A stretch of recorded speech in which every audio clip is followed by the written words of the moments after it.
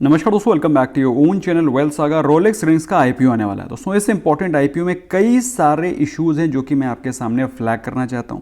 अच्छा, इसके अलावा दोस्तों जब भी रोलेक्स नाम दिमाग में आता है तो लगता है रोलेक्स वॉचेस के बारे में बातचीत हो रही है, लेकिन इसका रोलेक्स वॉचेस से कोई भी लेना देना नहीं है। इनका मेन काम क्या है उस पर जरा नजर डालते हैं। तो Rolex rings is among the leading manufacturer of forged and machine components of India. तो बेसिकली इनका जो बिजनेस है वो फॉर्जिंग से रिलेटेड है। अब हम लोग बात करें कि ये इनका एक्सपर्टीज और किस सेक्टर में है, तो basically engine components, chassis components, exhaust system components और बियरिंग रिंग्स, जिसमें कि मेजर कंपोनेंट इनका बियरिंग रिंग्स और फॉर्जिंग बिजनेस है, जहां से इनका मेन रेवेन्यू आता है। दोस्तों पुरानी कंपनी है, करीब 4 दशकों से काम कर रहे हैं रोल्ड रिंग्स और चेसी मेकिंग में। बेसिकली फोर्ज कंपोनेंट्स को बनाने में इनका मेन काम है। इसके अलावा जो इनका मेजर रेवेन्यू इनका बॉल बियरिंग और फोर्ज बिजनेस से आता है। वैसे तो इनकी जो प्रेजेंस है, ग्लोबल फुटप्रिंट्स हैं, मल्टीनेशनल प्रेजेंस है, लेकिन दोस्तों इनके अगर मेजर क्लाइंट्स के बारे में बातचीत करें तो इनका जो मेजर रेवेन्यू आता है वो सिर्फ 5 टॉप क्लाइंट से ही आता है। अब दोस्तों इनके अगर पीएनएल स्टेटमेंट को देखें, जो प्रॉफिट एंड लॉस स्टेटमेंट है उस पर अगर हम लोग फोकस डालें तो इनके रेवेन्यू पे अगर हम लोग नजर डालते हैं तो हमें दिखाई पड़ता है इनका रेवेन्यू ड्वेंडलिंग है।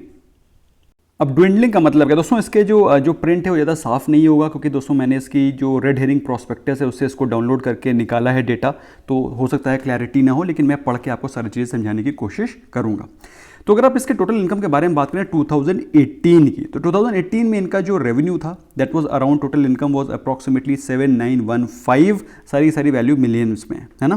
तो 7915 से 2019 में इनका जो रेवेन्यू आया, टोटल इनकम आई वाई 9112, अच्छा खासा जंप आया, ठीक है। लेकिन 2020 में इसमें गिरावट दिखाई पड़ रही है, और जिस प्रकार से अभी जो इनका सितंबर का डेटा हमारे सामने है उसमें इनके जो इनकम है उसमें अच्छी खासी गिरावट दिखाई पड़ रही है, ठीक है। अगर हम लोग बात करें इसके टोटल प्रॉफिट की, बॉटम लाइन की अगर हम लोग बात करें तो जो नेट अर्निंग पर शेयर है, या फिर पहले अर्निंग पर शेयर देख लेते हैं, ईपीएस देख लेते हैं, ईपीएस ओवर हियर।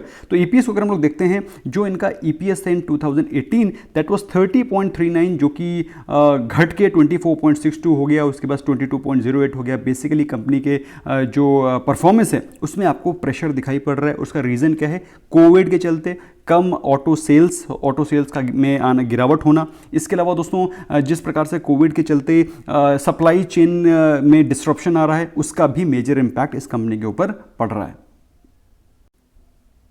और वही सेम चीज़ें आपको प्रॉफिटेबिलिटी पे भी दिखाई पड़ रही है। 728 से 590, 529, अभी फिलहाल सितंबर तक का जो डेटा है हमारे पास उसमें 253 मिलियंस के आसपास का प्रॉफिट दिखाई पड़ रहा है, जो कि काफ़ी ज़्यादा गिरावट के साथ दिख रहा है। तो बेसिकली अगर आप देखें तो company is asset heavy business model, जिसमें कि कंपनी की कैपिटल रिक्वायरमेंट काफ़ी ज़्यादा केपेक्स में लगती है, और जो पैसा ये आईपीओ से रेज करने वाले हैं दोस्तों, ये भी सारा का सारा पैसा केपेक्स में जाने वाला है। तो बेसिकली बहुत ही एसेट हैवी बिजनेस मॉडल है, और इससे भी बेहतर companies already listed players already market में एग्जिस्टिंग है।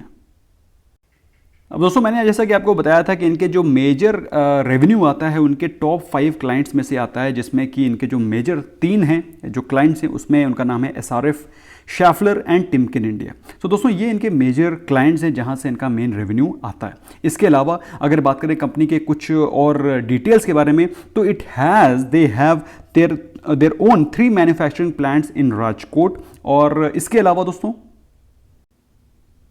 ये कंपनी इंडिया की टॉप 5 फॉर्जिंग कंपनीज में से आती है। अब इसके अलावा जो मेजर लीडिंग प्लेयर्स हैं वो कौन से हैं, उनके चार्ट की भी एनालिसिस हम लोग करेंगे।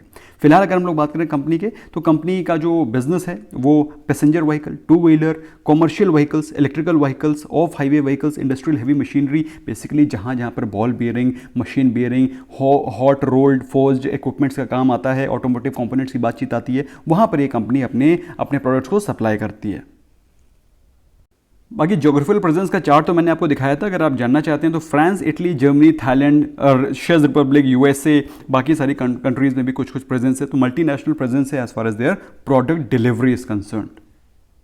अब बात आती है कि शेयर का प्राइस कितना है। भाई अगर आप अप्लाई करते हैं तो इसमें जो कट ऑफ प्राइस होगा वो होगा 860 रुपीज़ पर शेयर का।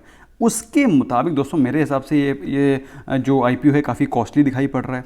रिटेल पोर्शन के बारे में बात करें तो 35% का रिटेल पोर्शन है, जो कि बताता है अगर आपने इसमें अप्लाई किया तो आपके मिलने के, अलॉटमेंट होने के चांसेस बहुत ज़्यादा दिखाई पड़ रहे हैं। टोटल IPO का इशू का जो वैल्यू है वो है 700 करोड़, जिसमें कि फ्रेश इशू है 70 करोड़ का, बाकी सारा ऑफर फॉर सेल है, that is 630 crore. IPO open होगा 28 जुलाई को और IPO क्लोज होगा 30 जुलाई को। तो दोस्तों अगर आप अप्लाई करना चाहते हैं तो मिनिमम आपको एक लॉट तो लेना ही पड़ेगा, जिसमें कि 17 शेयर्स आएंगे और उसकी वैल्यू होगी 14,620 रुपीज़। अगर आप मैक्सिमम अप्लाई करना चाहते हैं तो एज अ रिटेल इन्वेस्टर आप मैक्सिमम 2 लाख रुपीज़ ही इन्वेस्ट कर सकते हैं। तो उसमें बेसिकली अगर देखा जाए तो 221 शेयर्स आएंगे, 1,90,060 का टोटल इन्वेस्टमेंट होगा, बेसिकली 13 लॉट उसमें आ जाएंगे। अब बात आती है कि इसमें हमें अप्लाई करना चाहिए, उसके पहले दोस्तों कुछ और चीज़ें हैं जो कि मैं आपके दिमाग में फीड करना चाहता हूं। तो दोस्तों अगर आप इसमें अप्लाई करते हैं तो फिर आपको इन case if you apply and you get the allotment, तो IPO की लिस्टिंग डेट है 9 अगस्त, और आपको अगर नहीं अलॉट होता है तो फिर आपको पैसे रिफंड मिल जाएंगे विद इन 3 to 4 डेज। अच्छा, IPO का डेट आई एम श्योर आपने नोट कर लिया होगा, 28 से 30 जुलाई, बेसिकली 3 डेज का विंडो है। अगर आप IPO में अप्लाई करना चाहते हैं तो फिर आपको IPO में मैक्सिमाइज करने के लिए, अपने चांसेस के, अलॉटमेंट के चांसेस को मैक्सिमाइज करने के लिए you must apply from different demat accounts. Free of cost demat account opening के लिंक्स मैंने डिस्क्रिप्शन में डाल रखे हैं। Open the account and you get multiple benefits from our side as well. अब दोस्तों कंपनी में एक दो चीज़ें हैं जो कि मैं आपके I wanted to bring those things to your attention, कि कंपनी ने पहले भी एक दो बार अपने लोन्स के रीपेमेंट में डिफ़ॉल्ट कर रखा है। ऐसे में दोस्तों अगर आप बात करें कंपनी के कॉर्पोरेट गवर्नेंस की, तो आप ये नहीं कह सकते कि पूरे के पूरी कंपनी के जो कॉर्पोरेट गवर्नेंस है और कंपनी का जो प्रोसीजर है, जो वर्किंग स्टाइल है, वो पूरा का पूरा टिकी टिकी बू है। You can not say that.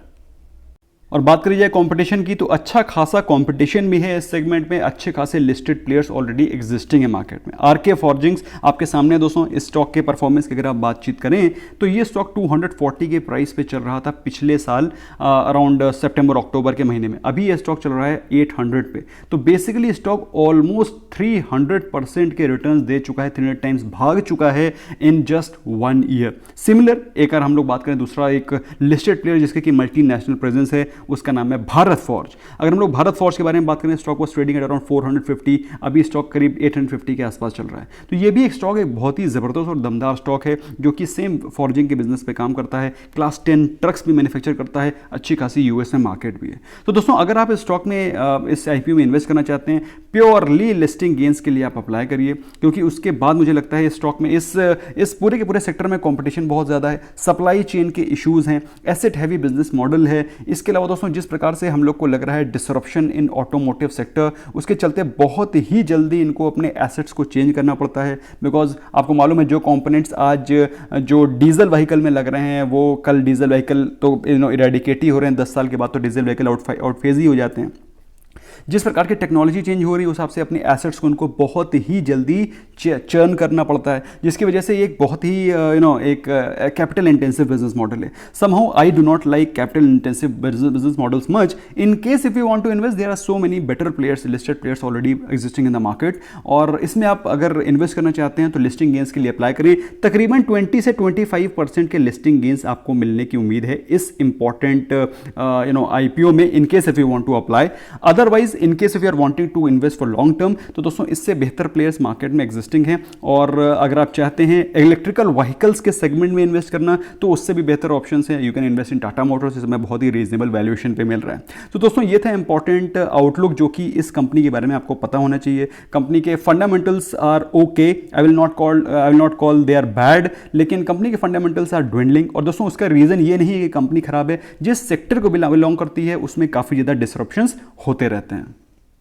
तो दोस्तों अगर आपको वीडियो पसंद आया, स्मैश करें लाइक बटन और अपने फ्रेंड्स को भी इस इंपॉर्टेंट वीडियो के बारे में बताएं और उनके साथ शेयर करें, ताकि उनको भी इस पीस ऑफ इन्फॉर्मेशन के बारे में पता चल सके। Thank you so very much, bye bye for now.